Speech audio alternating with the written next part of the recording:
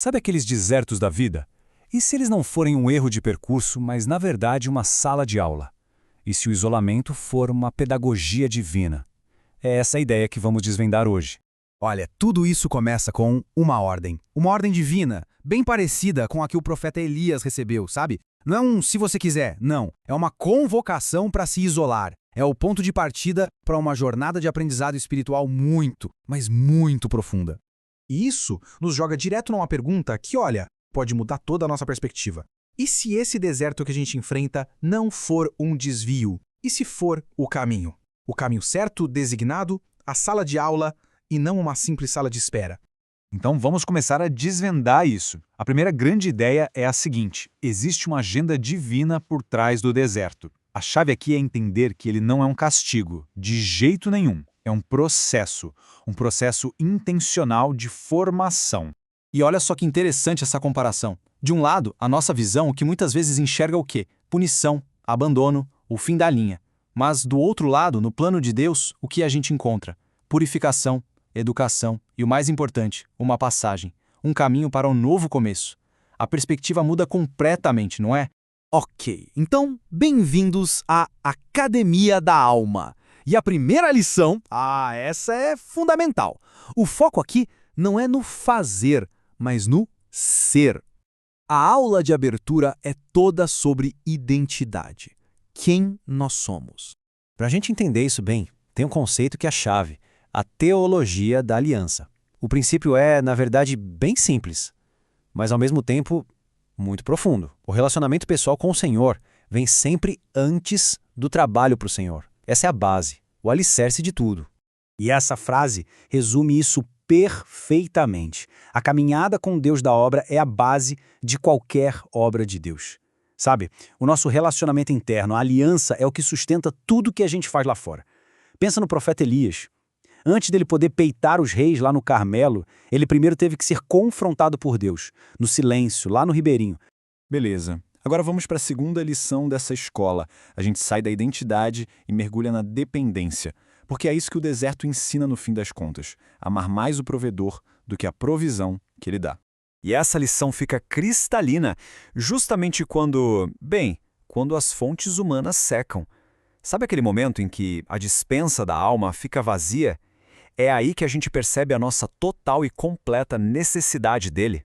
Mas é exatamente nesse ponto que a fé entra, com um todavia que muda tudo. É como o profeta Abacuque disse: mesmo que tudo dê errado, que nada floresça, todavia eu me alegrarei no Senhor. A alegria não está nas circunstâncias, ela está ancorada em Deus. Isso mostra pra gente, de uma forma linda, que a vida não se sustenta só de pão, né? Ela é sustentada pela fidelidade de quem nos guia. O verdadeiro sustento, aquele que importa, vem da palavra, da constância de Deus, muito mais do que de qualquer recurso que a gente possa ver. Tá, mas como é que o deserto nos transforma na prática? A resposta é surpreendente.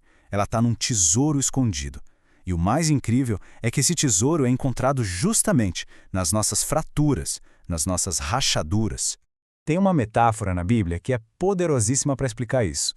Pensa assim: nós somos vasos de barro, frágeis, cheios de rachaduras, limitados, mas dentro desse vaso a gente carrega um tesouro, a presença de Cristo. E para que tudo isso? Para deixar bem claro que o poder, aquele poder que impressiona, vem de Deus e não da gente. Então, o ponto não é tentar ser um vaso perfeito sem nenhuma rachadura. Muito pelo contrário.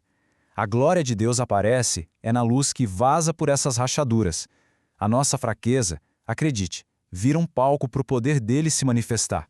É um processo muito parecido com o trabalho de um ourives. Um ourives divino. A aflição é o fogo. A purificação é quando o ourives vai tirando todas as sujeiras, impurezas. E o objetivo final, quando o trabalho termina, é quando ele olha para o metal e consegue ver o seu próprio reflexo ali.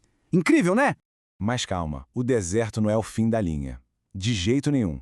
Agora, a gente vai olhar para frente, para a esperança, para a promessa que existe depois dele. O foco agora é na fidelidade de quem nos guia nessa jornada. É fundamental a gente lembrar disso.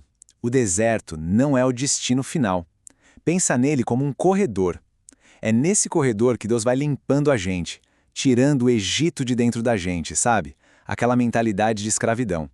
E isso acontece antes de nos levar para a Terra Prometida, para Canaã. É uma passagem necessária. Pensa só, a nuvem da presença divina não parou sobre o deserto por acaso. Assim como no Êxodo, aquela presença é um sinal, uma garantia constante de que não se está caminhando por aí sozinho. E essa presença fiel nos dá a certeza de que nada, absolutamente nada acontece por acaso. E por que ela parou ali justo agora? O propósito é esse, para que se possa aprender o ritmo do céu. É um convite para alinhar o coração com a vontade e principalmente com o tempo de Deus, longe da correria e do barulho do mundo. E a promessa que fica é linda demais. Aquele que começou a boa obra lá em Querite, no começo de tudo, é o mesmíssimo que vai nos conduzir vitoriosamente para muito além do Jordão. A fidelidade dele não muda. Então, para a gente fechar, fica uma pergunta, uma reflexão. Se o deserto é mesmo uma escola, qual é a lição de hoje? O que ele está tentando ensinar neste exato momento?